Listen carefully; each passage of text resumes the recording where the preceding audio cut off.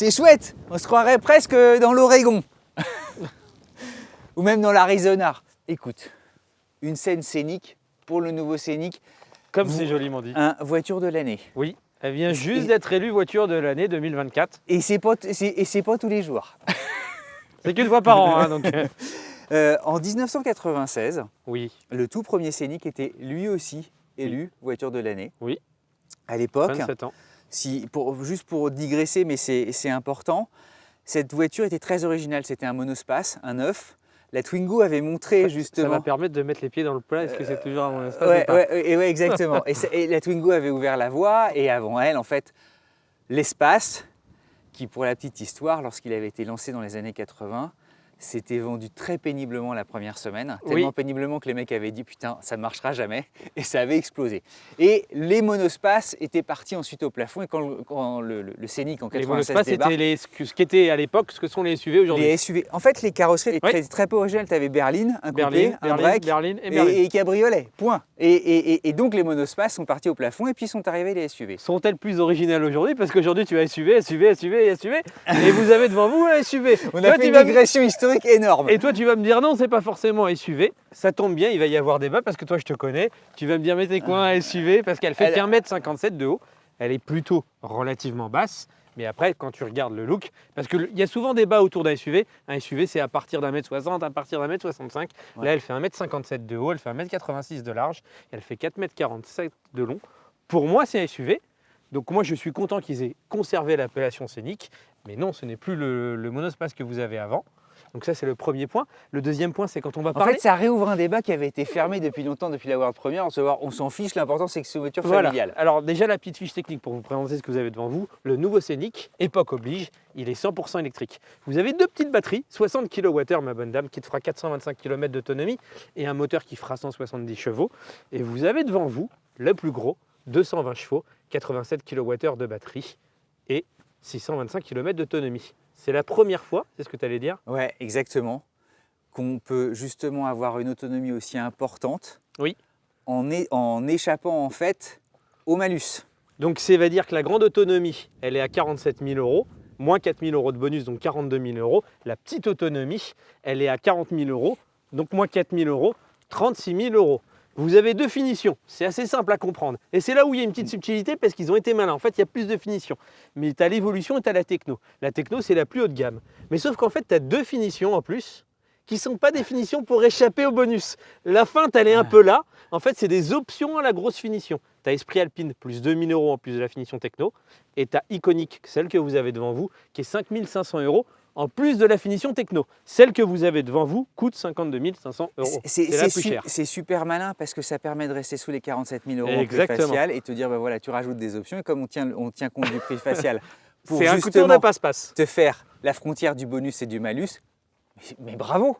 En fait, c'est le bénéficiaire, ça reste le client. C'est ça qui est génial. Et c'est une belle autonomie. Donc cette autonomie, elle est WLTP, donc c'est théorique. Globalement, en cycle mixte, dans les 25%. C'est pour tout le monde voilà, pareil. Dans les 25%, pour en cycle mixte, pour avoir la consommation tour autoroute, t'enlèves 40% en gros. Les petits points, extérieurs. Alors, extérieurement, les proportions sont franchement justes. Oui. 4,47 m. Quand tu vois l'objet, tu as le sentiment qu'il fait au moins 4,60 m. Les portières aussi arrière sont très évasées, sont plutôt impressionnantes et grandes, parce qu'en réalité, à l'intérieur aussi, tu as beaucoup d'espace. Les jantes asymétriques. Ça, c'est un gimmick de Gilles-Vidal. Qui sont en général, d'un point de vue design, assez dur à maîtriser parce que c'est orienté efficience. C'est pour récupérer de l'autonomie. Et là, elle fonctionne plutôt bien. Alors, le dessin est particulièrement compliqué en fait. Oui. Et un dessin compliqué, c'est pas efficient. Oui. Donc, il y a dû y avoir un travail formidable justement sur ces jantes, qui ont en plus des ajouts, on le voit ici, justement pour soigner l'aéro, mais le résultat est très artistique. Pour ceux qui voudront, tu as la finition Esprit Alpine où tu as des jantes un peu plus traditionnelles. À rayon avec des petites lamelles, on dirait presque des pales d'hélicoptère. Moi, je le trouve vraiment chouette, je le trouve abouti, je le trouve très moderne. Il est très peu sculpté. Il y a des détails qui sont très soignés, notamment cette calandre ici. Et Gilles Vidal a beaucoup travaillé. Il a une vraie présence. En parlant de Gilles Je le Vidal, trouve solide et costaud. Il y a un côté très Volkswagen en fait dans le alors dans ce le qui est marrant, traitement. c'est comment tu dis qu'il y a un côté très Volkswagen. Quand elle est Ah. sortie à la World Première, Ouais. il y avait un petit débat, je pense que tu me peux venir, Ah bon? où il y Je avait sais. plutôt un côté très Peugeot. Parce que Gilles Vidal, pour ceux qui ne connaissent pas, c'est le directeur du design, qui est un transfuge de chez Alors, Peugeot. ça commence à dater Et ça maintenant. date, que ça date de 2020, je crois. Donc Exactement. il commence à y avoir prescription. Tu peux le voir le verre de deux façons. Soit tu peux dire il y a une patte Gilles Vidal, et moi je suis plutôt de cette école-là, en disant il y a un caractère fort de Gilles Vidal. Soit tu dis il y a une inspiration de ce qu'il faisait avant chez Peugeot. C'est toujours la même chose, tu vois. Ronaldinho, il change d'équipe, il fait du Ronaldinho. Moi je suis chez les teams, on trouve que Gilles Vidal a sa patte et ça exactement. fonctionne. Vas-y, toi, pour les détails. Moi j'aimerais bien vous montrer l'arrière, parce que globalement la vente a un peu tout dit, on ne va pas L'arrière vous en est beau. faire des tonnes. Je Ouais. trouve que c'est une voiture qui est bien née. Je trouve que le design Renault devient plus dynamique. Avant, il était très consensuel. La précédente Scénic était pas moche, mais était consensuelle. Elle plaisait à tout le monde. Là, elle plaira peut-être pas à tout le monde, mais elle est plus dynamique, elle est plus posée. Tu la vois, tu en es un peu plus fier si tu l'aimes. Je trouve qu'aussi, pareil, tu vois la nouvelle signature de marque, que ce soit à l'avant ou à l'arrière, elle était très subie. Elle était très subie avant. Maintenant, elle l'est beaucoup moins. Et je trouve qu'en fait, quand je regarde cette voiture-là, pour moi, c'est la Mégane en XXL et en SUV. C'est drôle parce que quand tu la vois comme ça, elle a un côté très contemporain. Oui. On va faire nos échanges en off. Tu disais, moi j'ai peur qu'elle vieillisse très rapidement parce qu'elle est très marquée. Ouais. Moi c'est tout le contraire. Je pense qu'au contraire, comme elle est très peu sculptée. Bah là, regarde, tu vois, t'as quand même, regarde ça. Oui, mais c'est pour l'aéro. Oui, mais C'est- ces petits appendices qui dépassent de partout, là aussi. Oui, mais tu n'as pas Ouais. les sculptures, tu sais, qui sont généralement sur les portières, parfois avec le triangle ici, qui là peut dater une caisse. Là, c'est des aplats très lisses, comme c'est faire justement le designer Tesla. Regarde, les caisses, elles ont 15 ans. 15 ans, elles ont Moi, je trouve que ça commence un peu à dater Tesla. J'aimerais bien. 15 ans, c'est petit- un petit coup de hyper nouveauté. dur. Hein. Et une Model S, par exemple, c'est juste démentiel. En tous les aujourd'hui. cas, en parlant de Tesla, qu'on voit un constructeur européen, en plus Cocorico, un constructeur français, bien sûr que la Tesla en fiche technique, en termes de puissance de recharge, etc., on en parlera un peu à l'intérieur, c'est au-dessus. Mais qu'un constructeur français fasse mieux que la Model Y en autonomie, Ah, vient de c'est- challenger également en prix. Ah Là, non, on c'est voit, vachement bien. avant, Tesla avait un océan devant eux, là, ça commence à bosser. Il y a un truc, c'est aussi la masse. Oui. 1,8 tonne comme Model Y. Oui. Une autonomie. 1 tonne 750 avec la petite batterie, Ouais. 100 kg de plus avec la grosse batterie, donc 1 tonne Au 850. risque de radoter 625 km d'autonomie, allez voir Ouais. ce dont est capable un Model Y. Il est battu à plat de couture. En revanche, le CX. Le CX, ma bonne dame, Il est pas fou. il est à 0,30. Ok. Donc c'est pas exemplaire. Oui. Ils auraient pu vraiment aller beaucoup plus loin. Modèle Y, vous y regardez. C'est un peu mieux. Ça fend l'air un peu plus. Ça va être 300 ou 400 kg aussi, plus léger que sa principale concurrente qui risque d'être la nouvelle 3008. La nouvelle 3008, ouais. Mais, et à rouler, ouais, on fonce, Allez, on va que rouler. c'est quand même super sympa.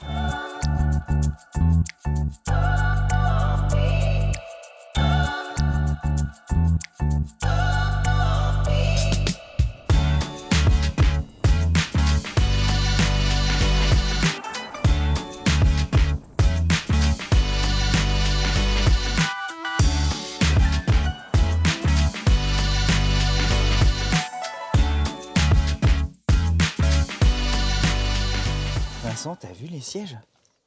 Regarde, accès facile au siège, retour visuel. Alors je tiens à dire qu'il n'y a que toi qui les électriques. Moi, Ah, de mon côté, ouais, mais, moi, de mon moi, j'en profite. côté, c'est électrique à la main. Lombaire actif, Ouais. c'est quand même super. Hop, là la position pause, tu vois? Hop, quand on s'arrête. Comme ça, t'es dans un transat. C'est canon. Hop, position de conduite. Elle revient à la position de conduite initiale que je lui ai demandé. C'est canon. Allez, on y va. Hop. La promesse de cette voiture, je pense qu'ils avaient un peu peur que la réaction des gens qui disent, J'enregistre ma position de conduite. Vas-y. Ça marche.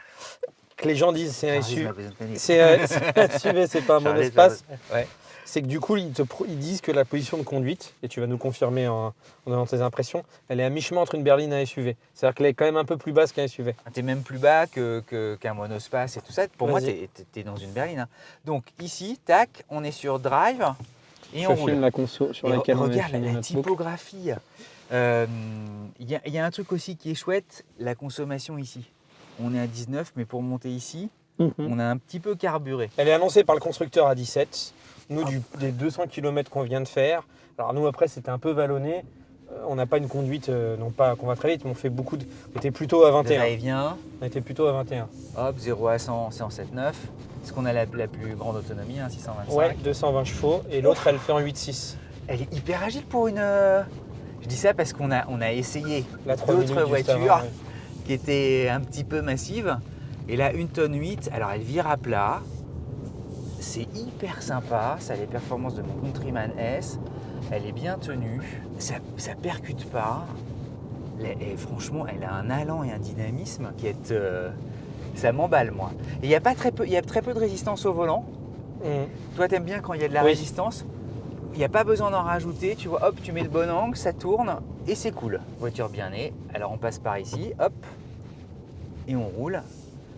Freinage. Freinage, écoute, c'est sympa parce que le freinage régénératif, tu peux le doser ici. Oui, tu as 4 Tu vois, niveaux. hop, là tu réaccélères tes peinards Avec les palettes. avec les Et palettes. vous voyez le niveau ici. Le niveau ici, comme une petite batterie qui se recharge. Elle n'est pas, on dit peut-être une bêtise, on l'a pas mis en mode e-pédale. Tu l'emmènes jusqu'à 5 km/h et tu as un filet de gaz. Elle est presque rampante un peu, ouais, hop. Le freinage, il est bon, hein. Mais Attends, le là- 4e niveau de freinage régénératif, tu peux conduire en touchant. peinard. Et alors là, sur des routes comme celle-ci, en descente, tu récupères beaucoup, hein. Oui. Nous, ça nous est arrivé de lui remettre 40 km sur une toute petite descente. Les petits bruits aussi électriques. On traverse vous avez vu? Un On gay, fait du 4x4. Il y a très peu de bruit de roulement. Tu sais, parfois, tu as des bruits Alors, Il y a peu de bruit de roulement. Alors que les roues sont importantes. Elles sont niveau grandes. insonorisation, on a fait aussi une bonne partie d'autoroute, au-dessus de 110-120. Alors on est passé dans une partie où il y avait beaucoup de vent. Donc on ne sait pas si c'est à cause de ça ou pas, Regarde, mais il y avait quand même des bruits. c'est Ouais. super bien inventi là. Oui. Elle est très confortable. C'est grand, c'est beau, tu as une vue particulièrement dégagée. Tu as quand même une vue haute. C'est-à-dire que même si là je suis assis très bas, tu as une vue assez haute et il y a les fameux petits bip bip. Alors c'est quoi les petits bip bip? C'est les petits bip bip de dépassement de vitesse. Qui sont des normes européennes. Ils sont aujourd'hui obligatoires, ils te font bip bip, bip bip jusqu'à ce que tu reviennes. Et tu as une feinte Parce qu'ils lisent les panneaux. Et alors il y a une jolie feinte ici. qui est plutôt bien faite. Tiens, tu vas rouler doucement, tu vas la Ouais. montrer. Hop, Vous avez un bouton là-bas. ici, qui est le bouton voiture qui est là. Attention, Oups, on a failli se prendre un on a mur. fait- En cliquant 2 fois, en fait, À chaque démarrage, vous pouvez enregistrer vos préférences. vos préférences automobiles. donc tu vas Exactement. là-dedans. Et Tu une fois quand, configures ce que tu aimes. et quand vous cliquez 2 fois, ça va vous mettre automatiquement, de base, elle va vous mettre toutes les aides. Mais en cliquant 2 fois, ça va vous enlever tous Alors, les bip bip ouais. selon vos préférences à Ouais, vous. L'amortissement, t'as pas de bruit de percussion, t'as rien, t'es vachement. Tu sens que t'es calfeutré. Hop, les relances, en fait, 7,9 de 0 à 100, certains vont dire bah ouais, il y a mieux, une modèle Y, ça accélère plus fort. Oui, sauf que ce qu'on oublie, c'est que c'est déjà une jolie performance. Est-ce qu'il y a besoin d'avoir une voiture au quotidien qui fait le 0 à 100 en 4 secondes 3 ? Pour moi, la réponse est non. Et surtout, Quand tu es à 7, quand tu es entre 7 et 9, c'est très correct pour t'insérer, pour te relancer, pour avoir la reprise. et en parlant de relance, sur le transitoire, elle est vachement bien. Oui, C'est-à-dire oui. que t'as immédiatement la poussée et ça, c'est quand même chouette, hein. Tu vas prendre le volant. Allez.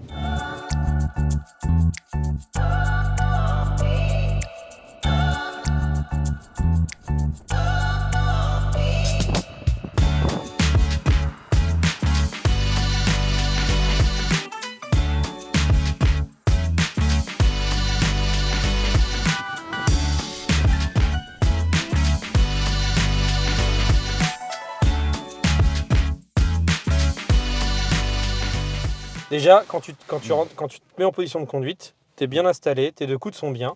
Tu as un truc qui est intéressant, C'est qui est c'est super. que là, tu as l'autonomie en ville. Donc là, il reste 78% de batterie, 456 km d'autonomie en mixte et 267 en autoroute. Personne n'a fait, je crois. C'est plutôt pas mal. Allez, Hop, on y va. Le petit rétro avec la caméra, ça c'est rigolo, qui était sur Meganitech aussi de mémoire. Je exactement. ne dis pas de bêtises. Alors pourquoi avoir les deux? Pourquoi pas, hein, si on ne peut pas payer plus cher, j'ai envie de te dire pourquoi T'es pas. vachement aspiré. Est-ce que ça me révolutionne la vie? La réponse est non, parce que la preuve, je le mets pas.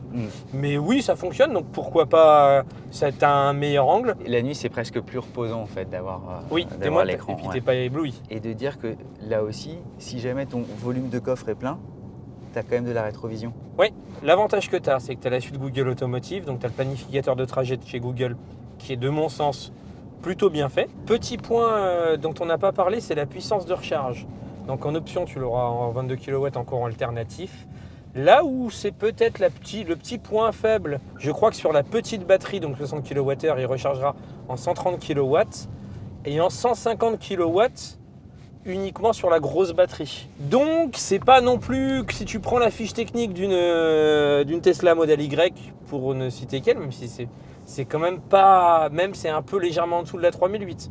Donc c'est dans la norme du marché sans briller.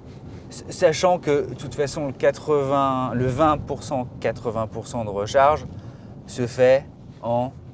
Je crois un peu plus de 30 minutes. Grosso modo, ils te promettent 200 km d'autoroute en 30 minutes de recharge. Ce qui est globalement le marché, quoi qu'il arrive. Par contre, bon point, c'est que tu as la pompe à chaleur de série. Donc ça devient, c'est top. Ça devient de plus en plus la norme. Mais pour le coup, ça l'est. Donc il faut le dire. Et a priori, c'était le défaut qui était un peu remonté sur les Mégane E-Tech. C'était la courbe de recharge qui n'était pas extraordinaire. A priori, on n'a pas pu le vérifier parce qu'on n'a pas rechargé nous-mêmes. Ils ont vraiment travaillé la courbe de recharge. Donc ils nous promettent du mieux. Donc j'ai envie de te dire, si tu l'écris et que tu tiens pas ta promesse, faudra un essai un peu plus long ou faire 1000 km pour s'en rendre compte. Mais sachant que tu sais, sur les Ionity, de toute façon, d'arriver en crête à 150 kW, ça va dépendre aussi beaucoup du nombre de mecs qui sont branchés sur les autres. On le voit bien, donc c'est très bien. Enfin, 150 kW, c'est très bien. Il n'y a pas trop à tergiverser. Revenons à nos moutons. Conduite, c'est plutôt agréable. Tu sens que c'est plus léger.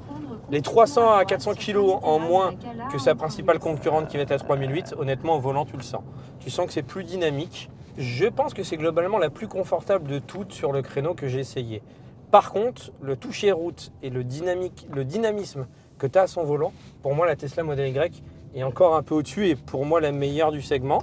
Mais honnêtement, suis en fait quand envie d'une voiture plus proche de l'esprit qu'est une bagnole. Pardon pour le... On va vous l'enlever. Elle est très bavarde. Je pense que la Model Y donne l'impression de dynamisme en réalité à cause de sa vélocité et de sa puissance. Non, moi je trouve que même la tenue de route, les attaques de virage, pour moi c'est au-dessus. C'est le parfait compromis celle-là. Parce qu'elle est un peu plus dynamique que la 3008, elle est un peu plus légère, ça se sent. Elle est bien posée sur la route. Elle a moins de puissance, mais je trouve qu'elle a une puissance suffisante. Mais par contre, là où Tesla t'offre un univers, par exemple, intérieur, un peu futuriste, un peu éloigné que ce qu'est la bagnole aujourd'hui. Avec son grand écran. Voilà, celui qui a ses habitudes de bagnole, il se retrouvera plus dans un scénic, surtout que maintenant, elle est à un prix qui est proche de ce que fait l'univers Tesla, et avec des performances d'autonomie proches, voire supérieures. Et puis avec une suite Google qui est quand même l'une des meilleures avec Tesla aujourd'hui. Hein. Sinon, le reste, honnêtement, tu as tout dit, le freinage, c'est bon. Moi, je trouve que donc, vous pouvez passer les modes ici. Ça, c'est génial. Montre-nous parce que c'est trop mignon. Vous pouvez la mettre en confort. Vous avez plusieurs modes. Éco, sport. Alors moi, ma préférence va à sport. Ah, sport, c'est tout rouge. Hein. Tout devient rouge. C'est Dracula qu'on vient de réveiller. Hein. Moi, le sport me convient plus. Pas à cause du fait que ça motrice un peu mieux, mais à cause de la direction. Moi, il y a une réactivité à l'accélérateur aussi. Je trouve que la direction est un peu trop douce. Et toi, t'aimes bien. Moi, j'aime bien une direction un peu plus ferme. Et donc, du coup, je sens quand elle est en mode sport, que la direction un peu plus ferme, ça me convient un peu mieux. Allez, on va faire nos petits points intérieurs.